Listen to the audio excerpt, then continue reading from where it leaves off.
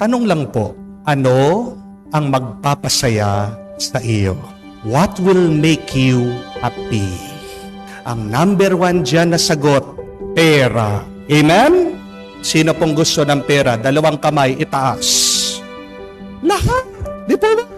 But the question is, will money make you forever happy? Is money the real answer to make you happy every day? May kakilala po ako. Sinasabi niya, kahit pobre na siya, kahit mahirap na siya, basta't wala lang siyang sakit. Amen? Sobrang yaman po. Pag nag-a-abroad, hindi man iniisip ang ginagastos. Pag nangingibang bansa, parang pumunta lang ng Baguio o Manila. Pero meron pong grabing sakit. One-of-a-kind illness. And if you can hear only the words of the